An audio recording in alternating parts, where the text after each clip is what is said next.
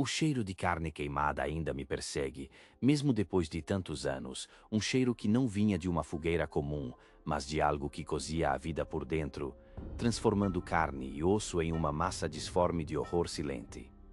Meu nome é Ambrósio, e o que vou lhes contar aconteceu há muitos anos, tantos que as rugas em meu rosto guardam as memórias, em plenas terras secas do sertão nordestino, quando eu era apenas um guri de 17 verões, com a inocência ainda presa nos olhos, e meu irmão Bento, 2 anos mais novo, um menino de 11 anos com a curiosidade acesa em cada movimento. Era uma quaresma interminável, um período de penitência natural, imposta pelo próprio céu.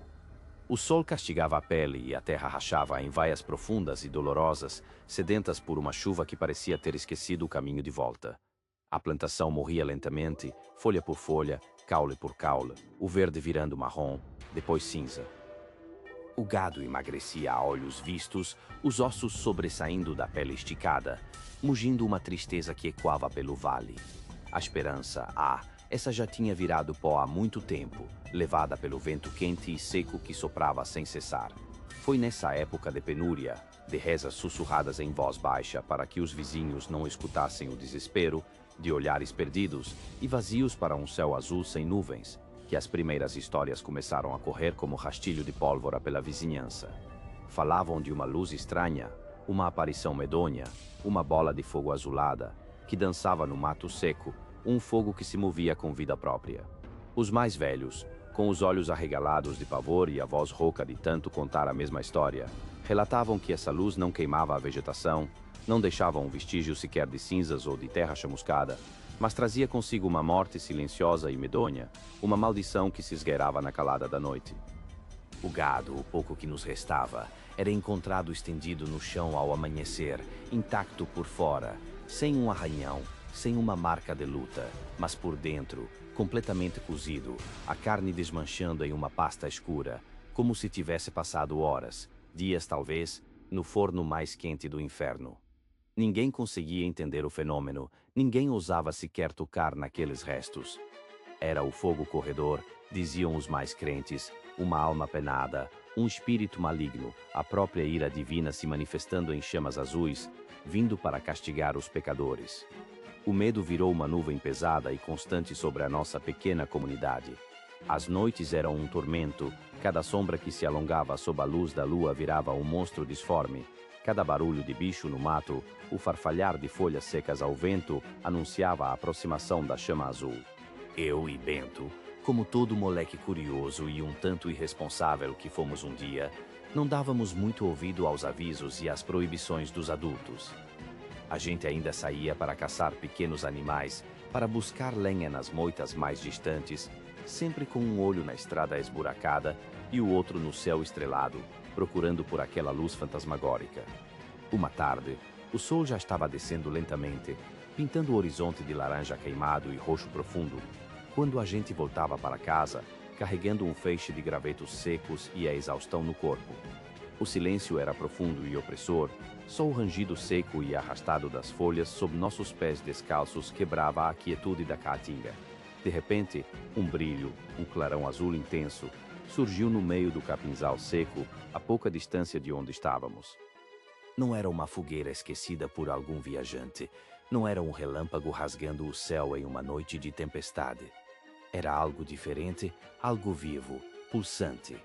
A chama era de um azul cobalto profundo, quase roxo, e corria, sim, corria com uma velocidade absurda e sobrenatural, sem tocar o chão, sem queimar sequer um mísero fio de capim. Eu parei de repente. Escutei atentamente. Nada, apenas o bater descompassado do meu próprio coração. Bento apertou meu braço com força, seus dedos finos e suados me cravando a pele. Seu rosto estava branco como cera, os olhos arregalados fixos na luz que se movia. A chama azul se aproximava sem ruído, flutuando a meio metro do chão. Podíamos sentir o ar vibrar ao redor dela, um calor seco e estranho que não aquecia a pele, mas incomodava, penetrava os poros, ressecando a garganta. E então, lá dentro da luz, uma forma se delineou, uma figura. Não era uma ilusão de ótica provocada pelo medo, não eram as sombras pregando peças na nossa mente assustada. Havia uma silhueta escura de um homem agachado, se movendo lentamente dentro daquela esfera de fogo azulado. Era o fogo corredor, eu soube naquele instante, o mesmo que matava o gado de forma tão macabra. Nossos corações batiam descompassados no peito, como tambores de guerra. O fôlego sumiu dos nossos pulmões, deixando um vazio doloroso. Começamos a correr, sem pensar, sem destino, apenas para longe daquela coisa infernal. O fogo corredor nos seguiu, a chama azul zigue-zagueando pelo mato com uma agilidade impossível, sempre a uma distância perturbadora, como se estivesse brincando de gato e rato conosco, nos testando, nos atormentando. Eu sentia o calor seco na nuca, o cheiro de ozônio e algo mais, algo podre, sufocante, que parecia vir da própria morte. Corremos como nunca antes em toda a vida, sentindo o ar rarefeito queimar nossos pulmões. Os espinhos afiados das acácias arranhavam nossas pernas desprotegidas, deixando riscos vermelhos na pele. As pedras pontiagudas e soltas no chão feriam nossos pés descalços a cada passo desesperado. Eu via os olhos de Bento, arregalados pelo terror, refletindo o azul infernal da perseguição, um azul que prometia tormento. Chegamos a uma cerca de arame farpado, velha, enferrujada, com pedaços de arame soltos balançando ao vento, a única coisa aparente entre nós e o desconhecido, a única barreira, por mais frágil que fosse. Bento tropeçou, os pés enroscando-se em uma raiz traiçoeira, caindo de joelhos. Eu o puxei com toda a força que me restava nos braços, sentindo o desespero me corroer. O fogo corredor estava a poucos metros de nós, a chama azul pulsando com mais intensidade, a silhueta agachada parecendo se erguer um pouco, mais alta, mais ameaçadora. Eu não pensei, eu não calculei. No mesmo instante em que as palavras saíram da minha boca rouca e que cruzamos o último fio de arame farpado daquela cerca improvisada, a chama azul parou. Parou de repente, de forma abrupta, como se tivesse batido em uma parede invisível e intransponível. Não nos seguiu para o outro lado da cerca. Ficou ali, do lado de lá, oscilando em seu azul profundo, diminuindo de intensidade lentamente, até se apagar por completo, sumindo na penumbra do crepúsculo. Deixou apenas o cheiro acre da sua passagem e o eco do nosso desespero ainda pairando no ar. Caímos no chão, ofegantes, os corpos doloridos e arranhados, as almas em frangalhos, marcadas para sempre. Aquela noite, e as muitas que se seguiram, foram de sono perturbado, de pesadelos vívidos que reviviam a perseguição e a figura agachada dentro do fogo. Contamos o que vimos para nossos pais e vizinhos, mas poucos acreditaram de verdade, ou talvez, poucos queriam acreditar em algo tão horrível, preferindo atribuir a delírios de meninos assustados. O que sabíamos era que algo nos havia mudado para sempre. A quaresma se arrastava, sem fim, o calor não dava trégua, transformando os dias em uma fornalha e as noites em um tormento. Chegou a Sexta-feira Santa, um dia de silêncio e reflexão para a fé cristã, de portas fechadas e corações apreensivos em nossa casa. Eu e Bento estávamos sentados na varanda empoeirada, observando o sol já se pondo novamente, pintando o céu de tons melancólicos, quando um brilho diferente e estranho chamou nossa atenção no alto do Morro da Cruz, aquele morro solitário que ficava a leste da nossa casa, onde os pastores costumavam levar o gado em tempos de fartura. Uma chama vermelha, intensa, vibrante, pulsava no cume da colina, como um coração ferido. Era menor que o fogo corredor que havíamos visto dias antes, mas inegavelmente um fogo sobrenatural, emanando uma aura de desgraça. E então, do horizonte, rasgando a escuridão que avançava, como predadores se movendo sorrateiramente na penumbra, surgiram elas, várias chamas azuis, menores que a primeira que nos perseguiu, mas em maior número, mais de uma dúzia, talvez duas, cercando lentamente a solitária chama vermelha. Não era um espetáculo de luzes, não era um fenômeno natural. Era uma caçada, uma execução em câmera lenta, um ritual sombrio. As chamas azuis se aproximavam lentamente da vermelha, como lobos famintos encurralando sua presa indefesa. O silêncio era total, cortado apenas pelo bater apressado dos nossos corações, mas podíamos sentir a tensão no ar, a energia maligna e pesada emanando daquele evento aterrador. A chama vermelha parecia lutar com todas as suas forças, diminuir de intensidade por um instante, depois aumentar novamente, como se uma alma estivesse gritando de dor, de desespero abissal, presa e condenada. E então, as chamas azuis a envolveram completamente, apertando o cerco. Uma explosão silenciosa de luz, mais sentida do que vista, e a chama vermelha desapareceu, engolida, aniquilada, reduzida a nada. As chamas azuis, uma a uma, de forma coordenada, se apagaram logo em seguida, deixando o morro na escuridão mais profunda e vazia, como se nada de extraordinário tivesse acontecido ali. Nós dois, Ambrósio e Bento, ficamos paralisados, sem conseguir sequer sussurrar uma palavra, sem conseguir sequer respirar. O que era aquilo? Uma alma pecadora sendo levada para o inferno. O julgamento divino se manifestando diante de nossos olhos assustados, em um espetáculo de chamas e condenação. Aquela imagem ficou gravada em nossas retinas, em nossa mente. No dia seguinte, a curiosidade, mais forte que o medo paralisante, nos levou novamente até o Morro da Cruz. O ar era pesado, carregado de uma energia estranha, quase elétrica, que arrepiava os pelos dos braços. Chegamos ao cume, no exato local onde a chama vermelha havia sido destruída. As pedras, antes comuns e ásperas, estavam polidas, lisas ao toque, e ferventes, mesmo sob o sol da manhã que mal começava a esquentar. Não era um calor de rocha aquecida pelo sol. Era um calor que parecia vir de dentro da terra, um calor primordial, infernal, que emanava do próprio núcleo do mundo. E no centro daquele círculo de pedras escaldantes, um buraco. Não um buraco feito por ferramenta humana, não uma cratera natural causada por um meteorito. Era um buraco perfeitamente redondo, de uns 30 centímetros de diâmetro, que parecia não ter fim, uma abertura para o vazio. Julgamos uma pequena pedra que havíamos pegado do chão. Nunca escutamos o som dela atingindo o fundo. A escuridão ali era absoluta, total, um poço para o desconhecido, um portal para o abismo, silencioso, profundo, esperando, sempre esperando. A frieza da cera ainda me queima, uma lembrança gélida do que meus olhos jamais deveriam ter presenciado. Meu nome é Enéas, um inspetor de monumentos históricos.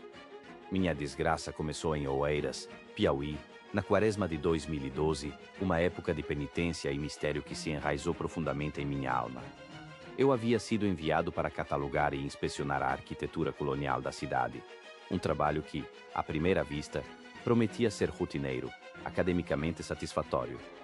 Eu estava enganado, profunda e irremediavelmente enganado. O calor do dia dava lugar a noites de um silêncio quase sepulcral, pesado, diferente de tudo que eu já havia sentido. As ruas de paralelepípedos absorviam qualquer som, deixando apenas o zumbido insistente dos insetos noturnos. Eu passava as horas lendo, estudando relatórios, tentando ignorar a inquietude que Oeiras parecia exalar por seus poros antigos.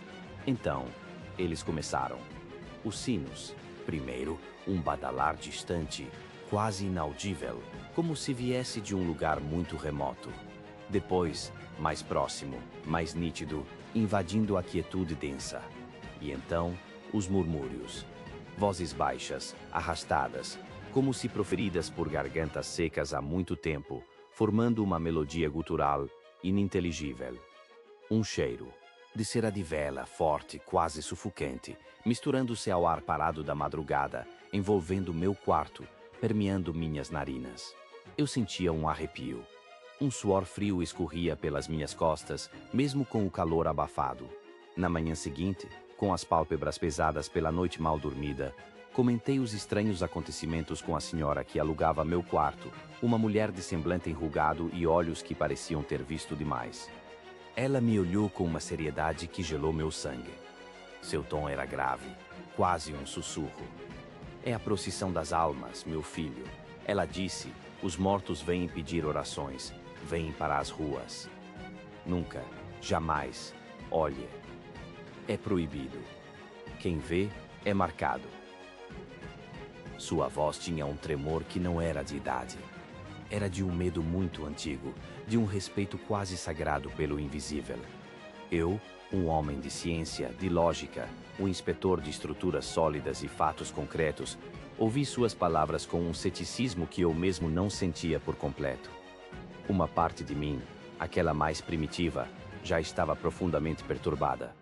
Tentei racionalizar, atribuir a sonhos vívidos, à exaustão, ao folclore local. Mas a curiosidade era um veneno lento, infiltrando-se em cada fibra do meu ser. Uma noite, a terceira noite de sinos e murmúrios e cera, a tentação se tornou insuportável. A melodia espectral ecoava por toda a casa. O cheiro de cera era agora quase palpável, espesso, um véu sobre os sentidos. Eu me aproximei da janela devagar, cada passo um eco em meu próprio coração. Meus dedos tocaram a madeira fria do batente. Eu segurei a respiração. Meu coração batia tão forte que pensei que poderia explodir. Eu abri uma fresta. A penumbra da madrugada abraçava a rua, tornando-a um túnel de sombras. E então eu os vi. Dezenas de figuras. Encapuzadas, suas silhuetas longas e esguias arrastavam-se pela rua, em um silêncio quase absoluto, salvo pelos murmúrios distantes e o badalar compassado dos sinos. Cada uma carregava uma vela, de uma luz pálida, doentia, que mal iluminava o chão. Seus rostos eram inexistentes, apenas vácuos sob os capuzes. Elas passavam, uma após a outra, um cortejo macabro de presenças espectrais. Eu estava paralisado. Meu corpo era pedra, meu olhar preso àquela visão que desafiava toda a lógica e todo o bom senso. Minha respiração falhou. E então, uma delas parou, exatamente à frente da minha janela. Uma figura ligeiramente mais alta que as outras, sua vela emanando uma luz ainda mais débil. Ela virou a cabeça, ou o que quer que fosse sob o capuz, e apontou um dedo longo e pálido diretamente para mim. Meu sangue gelou. Abri a boca, mas nenhum som saiu. Ela se inclinou e eu ouvi. Um sussurro. Uma palavra incompreensível, antiga, gutural, mas carregada de uma intenção fria, maléfica. Eu fechei a janela com um baque surdo, minhas mãos tremendo incontrolavelmente. Eu me julguei na cama, coberto por um suor pegajoso, o som daquela voz ecoando em minha mente, a imagem do dedo apontado gravada na minha retina. A manhã chegou, cinzenta e sem vida, como se o próprio sol estivesse com medo de oeiras. Eu mal havia dormido, aterrorizado demais para fechar os olhos. Ao me levantar, ainda em choque, fui até a porta. E lá estava, na minha calçada, uma vela de cera escura, opaca, de um tom quase negro e fria ao toque. Um pouco de terra de cemitério grudada na base. Aquele objeto profano era a prova material de que o que eu havia visto não era um sonho, não era fruto da minha imaginação. Era real. Eu havia sido marcado. Naquele mesmo dia, com a vela amaldiçoada em minhas mãos trêmulas, pedi demissão. Eu não podia mais permanecer em Oeiras, não podia continuar com uma vida que agora parecia uma piada cruel. Eu aguardei, a vela, envolta em um pano escuro, escondida em um baú velho, um lembrete constante daquela noite terrível. Ela nunca derreteu. Seu peso frio é uma presença eterna, um segredo sombrio que levarei comigo para sempre. Cada vez que a toco, sinto o frio que me invadiu em Oeiras, a sensação de ser observado por olhos que não são deste mundo. Eu não tenho paz. Nunca mais terei paz. O cheiro pútrido, de carne em decomposição, nunca mais me deixou. Aquela essência de morte, a marca do que eu vi, permeia cada uma das minhas noites. Meu nome é Bené. Moro numa pequena vila incrustada no interior profundo de Minas Gerais. O tempo aqui corre lento, mas o medo é veloz. Lembro-me daquele verão escaldante, há 3 anos, quando o poço de pedra, próximo à divisa da minha propriedade, secou completamente. Era um poço antigo, cavado pelos primeiros moradores. Sua água sempre foi fria, cristalina, mas aquele ano, nada, apenas pedras rachadas e musgo seco lá no fundo. Aconteceu pela primeira vez numa noite de lua nova, escuridão total, o breu engolia tudo. Eu não conseguia dormir, um calor pegajoso grudava na pele, insuportável. Levantei-me, fui até a janela. buscando um sopro de ar. Foi então que o vi, uma massa sombria, disforme, debruçada sobre a boca do poço seco. Não tinha forma humana, nem animal, era apenas uma sombra densa, compacta, mas com uma estranha fluidez. Parecia beber algo, sugar daquelas pedras áridas. Meu corpo congelou, um arrepio gélido subiu pela espinha, contrastando com o calor da noite. O cheiro então me atingiu, uma baforada pesada de carne podre, de um corpo morto há muitos dias, exalando daquela figura. Não se movia muito, apenas um tremor sutil, quase imperceptível, como se a própria escuridão tivesse ganhado vida e sede. Tentei desviar o olhar, mas era impossível. Meus olhos estavam presos, testemunhas involuntárias de algo antinatural.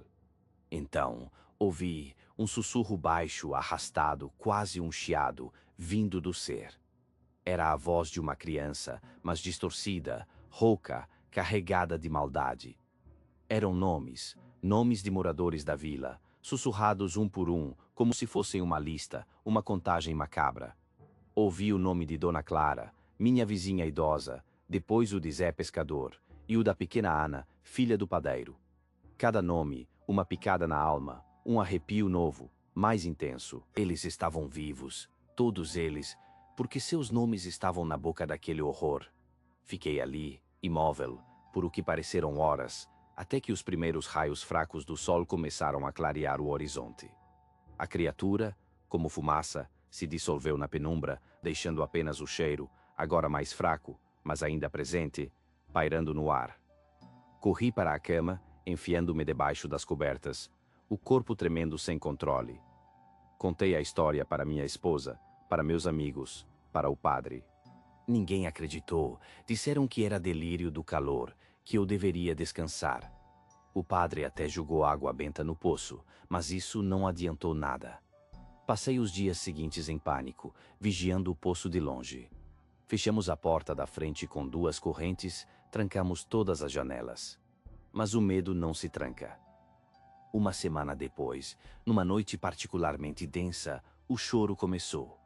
Um lamento agudo, desesperado, o choro de uma criança pequena, vindo do poço, mas não era um choro comum. Tinha algo de perverso, de antinatural, era um som que perfurava a alma. Corri para a janela, espiando por uma fresta. A figura estava lá novamente, mas desta vez flutuava. Sim, flutuava, a poucos centímetros do chão, em direção à minha casa. O cheiro de carne podre se intensificou, preenchendo o quintal, invadindo cada fresta da casa.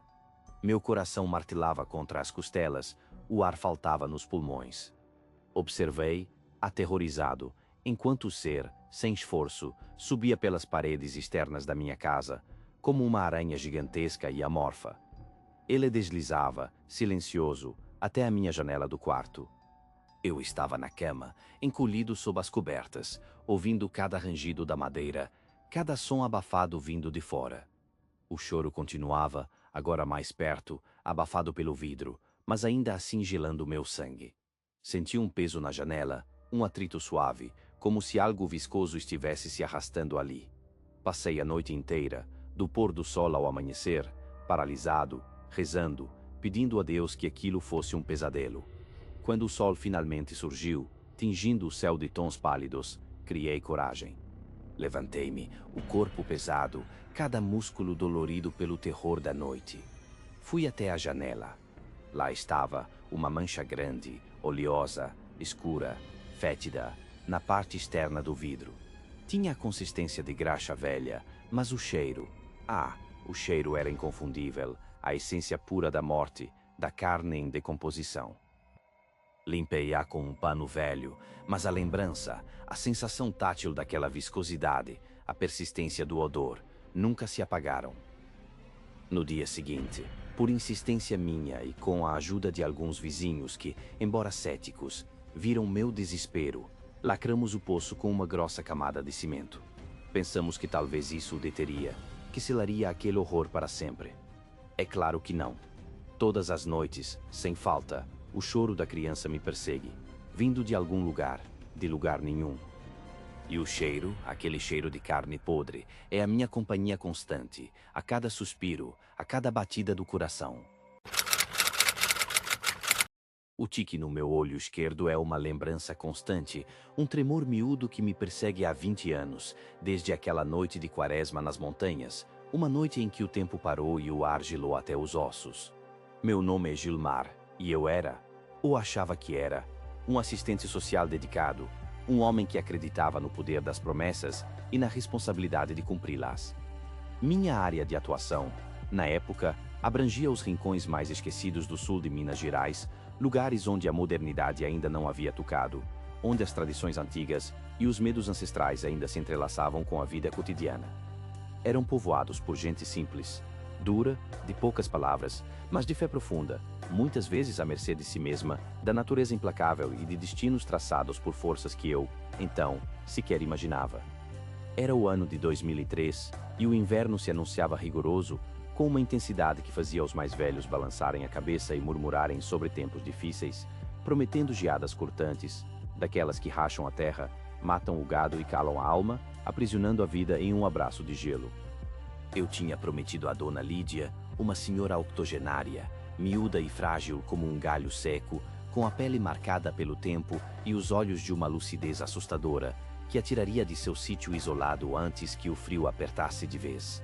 Seu rancho, encravado no alto de uma serra de difícil acesso, era pouco mais que um barraco de tábuas velhas, com frestas por onde o vento assobiava canções macabras, sem luz elétrica, sem água encanada, e a um dia inteiro de viagem de carro, por estradas precárias, de qualquer auxílio médico ou humano.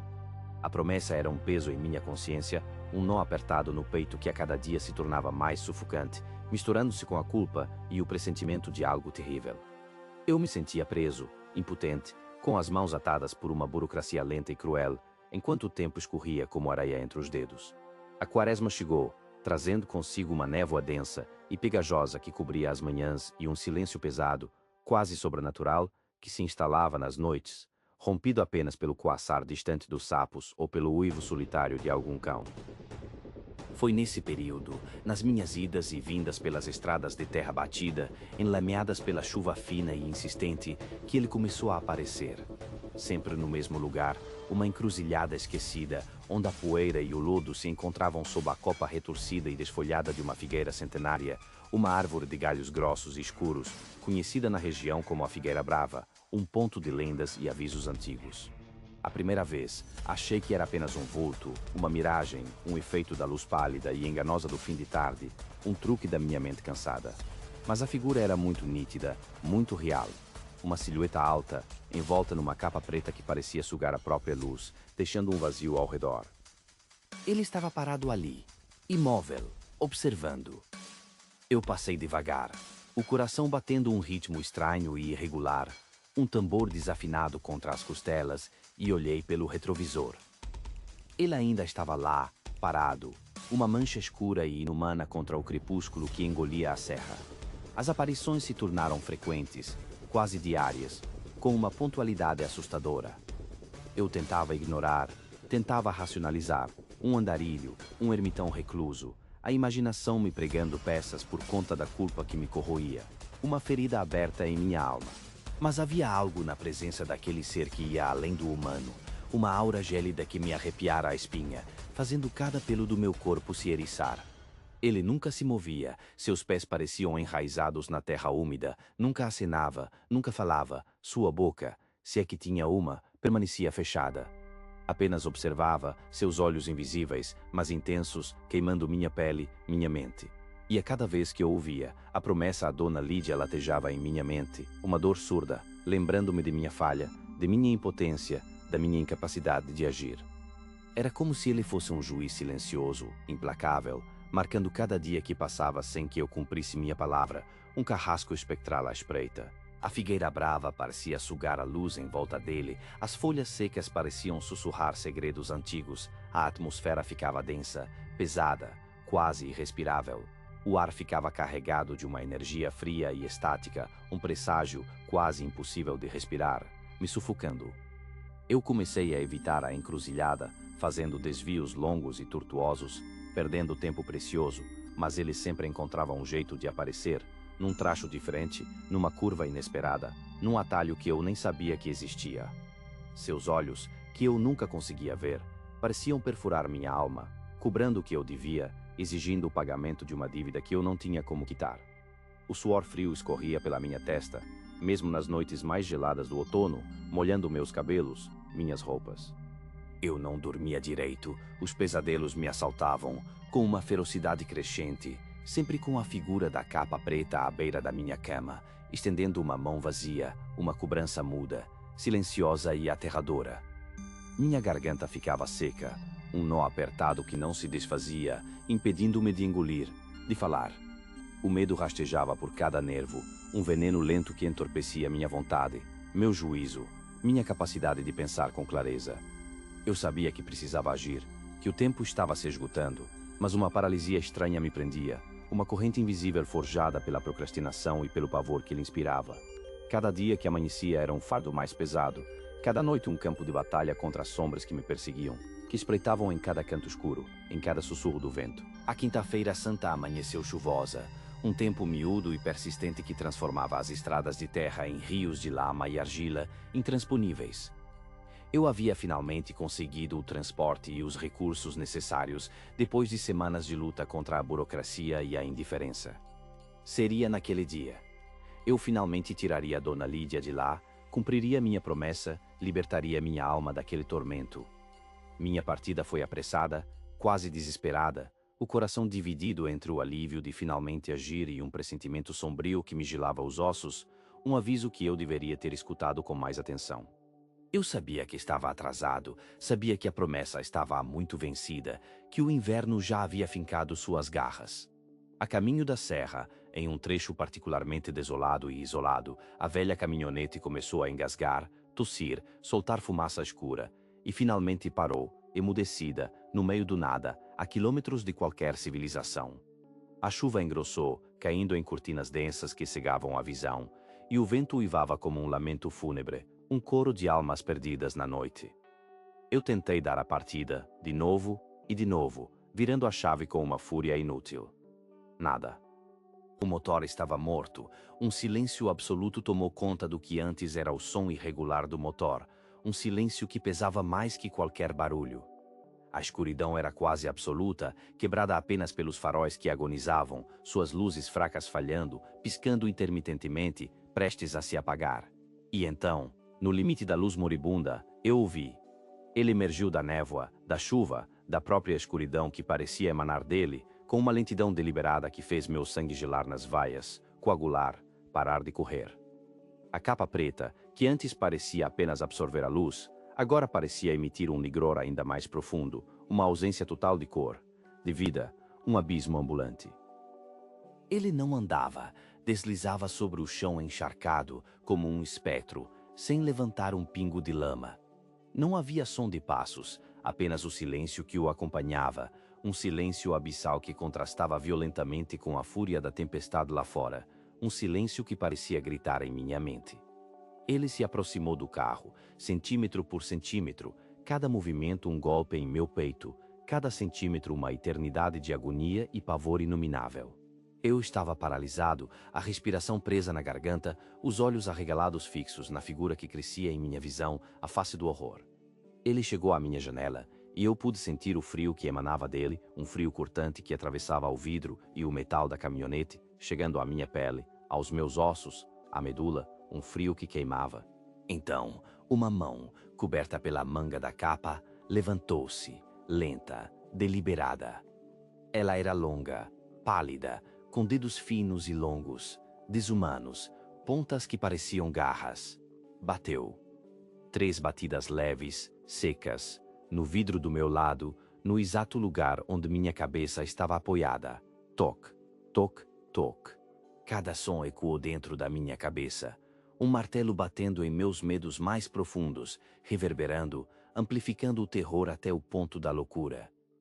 Eu fechei os olhos, implorando para que aquilo fosse um pesadelo, uma alucinação febril, um delírio causado pelo medo e pela exaustão. Abri. Ele estava ali, a centímetros do meu rosto, e a chuva limpou a fina película de umidade do vidro, revelando o que havia sob a capa, uma visão que quebrou minha mente, que rasgou a realidade, que me mostrou a face do inferno. Não havia rosto, não havia olhos, nem boca, nem nariz, nada que indicasse uma forma humana. Apenas sombras, uma massa disforme de escuridão onde deveriam estar as feições humanas. Um vazio. Um buraco negro sugando tudo, toda a luz, toda a esperança, toda a sanidade. Eu gritei, mas nenhum som saiu da minha garganta ressecada, apenas um sussurro de desespero que ficou preso em minhas cordas vocais. O ar me faltava, minhas veias pareciam congelar. O coração falhava em seu ritmo, pulsando desordenadamente. O terror era tão intenso que parecia dilacerar minha carne, arrancando a sanidade de mim, pedaço por pedaço, deixando apenas o vazio, o medo puro. Eu desmaiei, o mundo girando em um vórtice de pavor, caindo em um abismo de escuridão e terror inominável. Acordei horas depois, encharcado, tremendo incontrolavelmente, o corpo rígido e dolorido, o sol já alto no céu, um sol pálido e frio. O carro, misteriosamente, pegou na primeira tentativa, como se nada tivesse acontecido, como se o motor nunca tivesse falhado. Consegui chegar ao sítio de Dona Lídia, o caminho agora parecendo muito mais curto. Encontrei-a, fria, duríssima, morta. Ela havia partido durante a noite, congelada em sua cama, o corpo encolhido sob as cobertas finas, a promessa desfeita, a culpa agora uma chaga incurável, uma mancha em minha alma que nunca se apagaria, uma condenação eterna. Levei Dona Lídia para o sepultamento, um pequeno cortejo sob um céu cinzento, chorei todas as lágrimas que me restavam, lágrimas amargas de remorso e de terror. Mas algo em mim também havia morrido naquela noite, algo essencial, vital. Uma mecha de cabelo branco, como a neve mais antiga, surgiu acima da minha têmpora direita, um sinal indelével, uma marca física do que eu havia enfrentado, do que havia sobrevivido. E o tique, o maldito tique no olho esquerdo, começou naquele dia e nunca mais me deixou, uma punição constante, um lembrete vívido do meu fracasso, do meu encontro com o inexplicável, com o pavor que espreita nas sombras. Nunca mais pisei no sul de Minas, nem mesmo para visitar o túmulo de Dona Lídia. O coletor de promessas ainda está lá, esperando por alguém que falhe. O uvo rasgou a quietude da noite, um som que não era de bicho nem de homem, mas dos dois, misturados numa agonia infernal que gelava a alma, que travava os músculos, que paralisava o pensamento. Meu nome é João, e esta é a história de como o medo, o terror mais cru e primitivo, se enraizou em Piquete, no bairro rural de Itabaú, nos idos anos 80, e nunca mais nos deixou. Nossa família, como tantas outras ali, vivia da terra, da rotina suave do amanhecer, com o canto dos galos e o cheiro do café coado, e do entardecer, com o mugido do gado retornando aos currais. A vida era simples. A vida era dura, mas era previsível. A paz era a nossa certeza, uma certeza sólida como as pedras da Serra da Mantiqueira que nos abraçava. Mas ela se esvaiu. Se esvaiu como neblina espessa ao sol forte do meio-dia, deixando para trás apenas a umidade de um pavor persistente. Primeiro, vieram os ataques. Ataques brutais. Não foi de uma vez. Foi devagar, sutil, como uma doença que se espalha. Gado da vizinhança, cabras, carneiros, começaram a aparecer mortos. Dilacerados. Não era uma morte limpa. Era um massacre. Os corpos jaziam retorcidos, com ferimentos profundos, marcas de garras e dentes que não se pareciam com os de nenhum predador que conhecíamos. Não era onça, diziam os mais velhos, com a voz embargada. Não era um bando de cães selvagens. Era outra coisa, algo que não deveria existir. O murmúrio começou. Um sussurro que percorria as casas, as plantações, as vendas, carregado de um terror velado. O que estaria causando aquilo? As perguntas se amontoavam, sem respostas. As madrugadas se tornaram tensas, cada sombra um presságio, cada ruído do mato um alarme. Os homens saíam com suas espingardas, mas voltavam com o olhar vazio, sem nada, apenas a confirmação de mais uma perda, mais um animal destroçado. Depois, as pegadas, disformes, enormes, surgiam na lama depois da chuva, perto dos currais, em volta das casas, nas trilhas que cortavam o mato. 3 dedos grossos, com garras que pareciam rasgar o chão. e o rastro de um pé que lembrava uma pata, mas com algo humano no formato. Um formato aberrante. Meu pai, um homem que conhecia cada bicho daquelas matas, olhava para elas com uma perplexidade que eu nunca vira antes. Ele não sabia o que dizer. Ele não conseguia explicar. A incerteza era um veneno lento. E o cheiro? Ah, o cheiro. Esse era o pior. Uma podridão adocicada, carne estragada misturada com terra úmida, com folhas em decomposição, com algo selvagem e pútrido. O ar ficava pesado, quase palpável, carregado de um terror antigo, de uma ameaça que transcendia o entendimento. Ele entrava pelas janelas abertas, grudava nas roupas, impregnava o silêncio da noite. Era um aviso. Um aviso macabro de que algo estava à espreita, perto demais. As conversas na venda, nos mutirões da roça, nos churrascos de domingo, se voltaram para um só nome. Zé Ferra. Um homem calado, de poucas palavras, quase um ermitão. Seus olhos eram fundos, escuros, carregavam uma tristeza ou uma fúria contida que ninguém ousava decifrar. Ele morava no rancho mais isolado, no fundo de um vale, quase engolido pela mata densa. Diziam que era o 7º filho de uma ninhada de mulheres, e que, por alguma razão, nunca fora batizado direito. Uma falha, uma brecha, um descuido que, para a crendice popular, o havia deixado vulnerável, aberto a influências que não eram deste mundo. A superstição grudou nele como carrapato em boi gordo, e Zé Ferra, o homem que sempre foi um forasteiro em sua própria terra, tornou-se o alvo das suspeitas, o depositário de todos os medos. O Zé, diziam, era diferente. Estranho. Sempre esteve lá, mas nunca fez parte de fato. Uma sombra que se movia nas bordas da nossa existência. A lua cheia chegou. Redonda. Imponente. Uma prateada gigante suspensa no céu escuro, pintando a serra de um tom fantasmagórico, de um brilho que era belo e ao mesmo tempo ameaçador. Lembro-me daquela noite com uma clareza que me atormenta até hoje, que me tira o sono em noites frias, que me faz olhar para as sombras com desconfiança. Nós, a família, estávamos dentro de casa, o fogão a lenha crepitando, um calor falso e inútil contra o frio cortante lá fora, e contra o frio que subia pela espinha de cada um de nós. Tentávamos distrair, conversar, fingir uma normalidade que já não existia. Os cachorros, do lado de fora, eles latiram. Latiram forte, num misto de aviso e fúria, um alarme que já conhecíamos, mas que nunca soou tão desesperado. Depois, um ganido. Curto, abafado. Um som de algo pesado arrastando-se pelo terreiro, arranhando o chão batido. Paramos. Congelamos. Escutamos. O coração batia um ritmo louco dentro do peito. Nada. Apenas o som do vento nas árvores e de nossos próprios medos. Mas sabíamos que algo estava ali. Algo grande. O latido voltou, mas agora era um rosnado. Gutural. Enlouquecido. Os cães estavam lutando. Lutando contra o quê? A tensão era palpável, cortava o ar. Minha mãe apertou o rosário com força. Os nós dos dedos brancos. Meu pai pegou a espingarda, a velha calibre 12, que ele usava para caçar lebres e pacas. As mãos estavam suadas, escorregadias.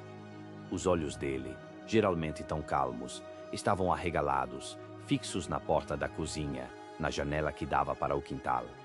O medo era um bicho, um nó na garganta, que impedia o ar de entrar, que esmagava o peito. Não era um medo comum, não era o medo de um ladrão, de um animal selvagem. Era o medo do desconhecido, do que não tem nome. Então, o grito. O mesmo grito daquele uivo de antes, mas mais perto. Muito mais perto. Parecia vir de todos os lados ao mesmo tempo, cercando a casa. Um lamento, uma fúria bestial. Parecia vir de dentro da nossa própria cabeça. Ninguém se moveu. Ninguém ousou sequer piscar. O som veio do paiol. Rasgou a madeira, o metal. Um estrondo seco e violento. Mais latidos desesperados. Ouvimos o embate. Os 2 cães de guarda, leão e tigre, animais grandes, valentes, que nunca recuavam, foram para cima. Gritos animalescos, um choro de dor que gelou o sangue nas veias. Uma luta feroz, com estalos de ossos, gemidos, rosnados. Depois, o silêncio. Um silêncio súbito, abrupto. Um silêncio mais terrível que qualquer barulho, porque anunciava o fim. Meu pai esperou, imóvel, a arma em punho, o corpo tenso como uma corda de violino esticada ao máximo. Ninguém respirava. Apenas o som do coração batendo forte no peito, um ritmo irregular, ensurdecedor. O terceiro cão, Faísca, um vira-lata arisco, esperto, que costumava estar sempre perto, não fez um som sequer. Ele havia sumido. Simplesmente desapareceu. Evaporou-se no meio daquele inferno. A noite se arrastou, infinita, mais longa que qualquer outra noite da minha vida, até o primeiro raio de sol, pálido e hesitante, aparecer no horizonte. Saímos com cautela, os olhos arregalados, procurando por algo, por qualquer vestígio, por uma explicação. No paiol, a cena era de horror. A porta, arrombada, pendurada em uma dobradiça. As paredes, arranhadas por algo que tinha garras gigantescas. Os dois cães, leão e tigre, estraçalhados, desfigurados, uma poça de sangue escuro e pegajoso escorrendo pelo chão de terra batida. Não havia mais nada ali, a não ser a morte e o cheiro insuportável. De Faísca, nada. Nenhum rastro. Meu pai, um homem forte, de fibra, que nunca se abalava, estava pálido, os lábios secos. Ele mal conseguiu olhar para os cães. Ele montou no cavalo, sem dizer uma palavra, e foi para a mata, na direção do rancho de Zé Ferra, seguindo uma intuição sombria que a todos nós assustava. Horas depois, ele voltou. O rosto marcado pelo que viu, pelos horrores que testemunhou, algo que nem o tempo apagaria.